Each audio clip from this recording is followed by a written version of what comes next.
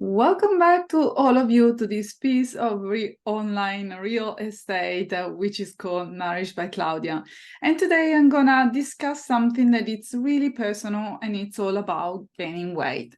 As you may have seen from my post or my emails or anywhere online, just before the holidays, I was having a lovely conversation about with my mom on the phone. I was actually on the WhatsApp video, and we were chatting about how to get ready to go back to Italy to visit them. And I was getting overly excited. And while we were having that conversation, I was also getting ready for work and I was kind of in a hurry. So I started to undress in front of her and I didn't pay any attention to what I was doing. And all of a sudden, she dropped the bomb. And she said, "Claudia, you put on weight." And that sentence took me back to when I was a little girl and I just wanted my mom to tell me that I was beautiful and I was loved and I was just perfect the way that I was. And it was incredible because I had to stop for a second and I couldn't really focus on the conversations. And I couldn't understand why that sentence bothered me so hard. And all of a sudden, my brain, my very clever brain said, "Okay, Claudia, you have put on weight." I had already noticed that my jeans were getting a little bit snug and I couldn't wear some of the skirts. And that was absolutely fine by me because let's face it, I cannot be wearing the same clothes that I had when I was in my 20s, now that I am in my 40s. So my brain all of a sudden started to think, okay, I gain weight. My mom told me so. So there are two things that I can actually do. Start counting calories, losing weight by restricting my food intake and increasing my exercise output. And I was shocked. So I finished up the conversation with my mom and I said, "Look, I'm going to call you back tonight when you wake up, because of the time zone, Australia and Italy, there are 10 hours of difference." And I said, "I'm going to talk to you later because now I really need to have a conversation with my brain." And the first thing that I did was thanking my brain to come up with a wonderful solutions to really suppress or manage my anxiety. Evidently, the brain was actually picking up on that sensation where I was getting very uncomfortable with the idea that I had put on weight. And so my brain went back to 20 years ago and started thinking, what did she do back at that stage to feel better in her body? Okay, she started to eat less and to train more. That's how she lost some of the weight and she got her confidence back and she felt love by the people around her. Okay, so the first thing that I did was actually thanking my brain for being so overprotective and quite resourceful in finding ways to manage my anxiety. Step number two, I needed to have a very tough conversations with myself and really understanding where the thought was coming from, because I didn't even know that I had one thought in me that still wanted me to lose weight at this stage of my life, especially because if I want to be there for my kids, if I want to thrive in life, in business, if I want to have a sex drive, if I want to eat all the wonderful foods, and if I want to sleep in the morning, clearly I am not in a position where losing weight is going to help me to move forward with my goals. And the reality is that losing weight has never really helped me in my life, because it took me to a place where everyone was worried about me. I wasn't looking really that great. And I lost my period and I was infertile for a long period of time. Not to mention that I'm still dealing with a diagnosis of osteoporosis, a hip fracture, and so on and so forth. So clearly losing weight is a no-go for me, and it's going to be a no-go in the future. So I really had to sit down with myself and think, why did you go back to thinking that it was necessary for you to lose weight after a comment that your mom made on passing? A comment that it wasn't really, it wasn't mean. It was just, it was her stating the fact. And the truth is that, yes, I put on some weight. And I wasn't planning to put it on, but that's fine because my body has been changing for the past 40 years plus. in my life. So has never been remain in exactly the same way, especially after having kids and with the postpartum phase and dropping the exercise, going through surgery and so on and so forth. So I had no expectation for my body to remain the same, and I had no expectations to control the way that my body looks at the moment. And so I actually pick up my journal and I wrote down, why, Claudia, are you feeling so triggered by the statement that your mom has come up with? And it was suddenly so very clear to me that it wasn't the now 2023, 2024 Claudia that was triggered by the comment. But because the comment came from my mom, it was my adolescent self that was really triggered. And all of a sudden, I felt once again like that 12-year-old that felt really unheard and unloved, and was looking at a mom that was always trying to lose weight, that was always on a diet, that was always dealing with fear foods and really unhelpful behaviors around food and movement. So I went back to that 13 years old, or 12 years old, 14 years old self that I didn't really know how to gain that confidence. And the only thing that was in my control was to actually restricting my caloric intake and moving more during the day. So after I came up with that level of awareness, with that realization, I decided, okay, it's time to move forward, because clearly, once again, restricting calorie, losing weight is a no-go. So there are 3 things that I did. The first one was to clean up my environment. So first of all, I spoke with my husband. I told him what happened. I told him that I got triggered, and I asked for his help in the coming days. I asked for his support.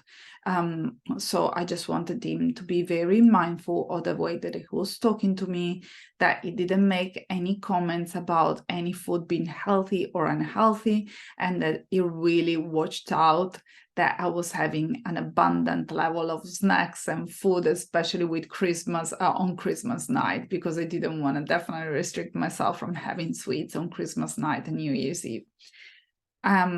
With cleaning up my environment, I also made sure that all the clothes that were not fitting me any longer were completely packed away and ready to be shipped or given to someone else. I made sure that there were no fitness watches hanging around the house, or that the scale was still not in the bathroom, which is, it's a great choice that I made so many years ago. And then the second step for me was actually understanding that it was my choice. It was my choice on how I wanted to move forward in life. It was my choice to decide if now losing weight was actually something that was going to help me or not. And it was my choice to decide how I wanted to speak to myself that day and how I wanted to remember that day. It was also my choice to pick which kind of conversation I was going to have with my mom on the next time that we jumped on the phone. Another thing that I did was practicing self-compassion. So instead of immediately resorting to restrictive measures or walking more or doing anything not silly but unhelpful in that way, I started to practice self-compassion. So I started to look at my body with the fresh eyes, and I look at my body with so much appreciation for all the things that it has gone through over the past few years. And I so appreciative also for my brain that is allowing me to speak 3 languages and to share my beliefs and my point of views, and it's able to reach thousands of women that are struggling with the same problem. So instead of going back to telling myself that I look beautiful, that my body was exactly how it was meant to be, which was true, but I didn't feel it that way, and I didn't want to create any cognitive dissonance, I started really telling my body a few truths that I really believed in, that I had to be thankful for my body, because after going through so much surgery, postpartum, infertility, and so on and so forth, and now it's giving me a regular menstrual cycles, abundant energy, and a very sharp brain. I was also very thankful for my legs, because even though I've been experiencing pain, I'm still able to walk, to take my kids out to the park, to have fun with them. I'm so thankful for my arms, because lately I've started doing monkey bars and I've been having the most fun. So the first step was really choosing what I wanted to focus my attention on and the kind of conversations that I wanted to have. And at the same time, I cleared up my space. The second things that I went back to was self-compassion, because self-compassion is something that it's talked about a lot, but definitely under practiced. So for me, self-compassion sometimes is to have 10 minutes for myself, listen to a very nurturing self-guided meditation, doing some stretching, journaling, looking at myself in the mirror, and not have, it doesn't mean that whenever I look at myself in the mirror, I need to have a positive talk to myself. I don't really believe in fake positivity, but I still wanted to look at myself and to come up with the truth of what was going on. And the third things that I did, I actually shared this conversation and my fears with my best friend. And she has always had the most wonderful relationship with her body and with training. She never got to a place of restriction. She's always been a foodie.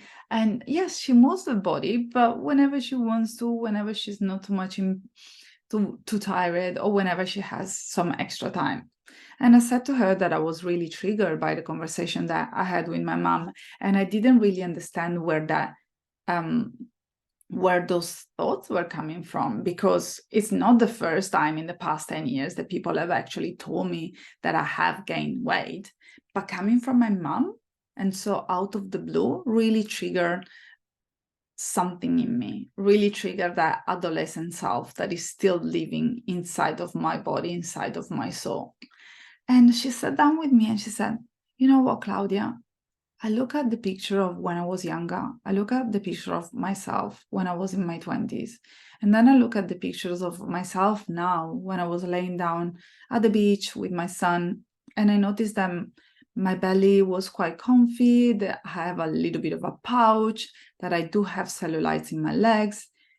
And I thought, that's very normal. I cannot pretend my body to be like I was in my 20s. I cannot pretend to my 40 years old body to be like it was in my 30s. I don't have to stop the time from moving forward. I don't have to hide my wrinkles. I don't even have to hide my gray hair any longer. And the reality is that she decided to go completely gray at the age of 43, and she looks absolutely stunning. I don't have to hide from the world, because I know that I'm worth it, and I know that I can be self-compassionate, and I know that I can be the person that I want to be without having to change my appearance. And that kind of conversation was so cathartic. And I thought that it's right. I cannot fight the time moving forward. I can control only the things that I want to control. And we're going back to the choosing factor. I'm controlling the amount of hours that I sleep. I control the amount of snacks and meals that I have every single day. And even after recovering from HA, and even after having babies and so on and so forth, I still stick to the 3 meals plus 3 snacks a day, because it works very well with my life. I can control the amount of hours that I work. I can control the amount of activities that I do to fill in my cup. I can control the amount of stretching and meditations and exercise that I do. But I'm not gonna control my body shape, my body weight. I'm not gonna try to fit in a cloth on a beautiful dress that I used to wear when I was in my 30s. That's something that I absolutely decide to do no. And I really hope that if you have anything to take away from this video, is that you always have a choice, and it's not about toxic positivity. It's not about looking at yourself in the mirror and telling yourself, I am beautiful, I am worth it, when you don't feel it inside of yourself. Come from a place of truth. Find the things that you really are neutral about yourself, that you actually enjoy about the person that you are, and start from that place. And always remember that we are constantly evolving. We would never wish our child to stay 7 years old for the rest of her or his life, right? So why are we imposing to our body to still look like teenagers when we are women? And we need to have curves, and cellulite is meant to be there. It's also a sign of health, okay?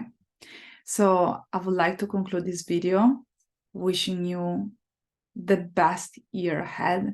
And if you get to a place where you're feeling quite stuck and you have been triggered a lot during these holidays, if you are in a place where you would like to feel better, to have a place where you can go to really discuss your emotions, to really open up and find coping mechanism for when the anxiety is high or when you have all this negative self-talk going on, just make sure that you reach out and you book a call. You can do so by clicking on the link below and simply sending me an email and letting me know that you're struggling and that you would like some support.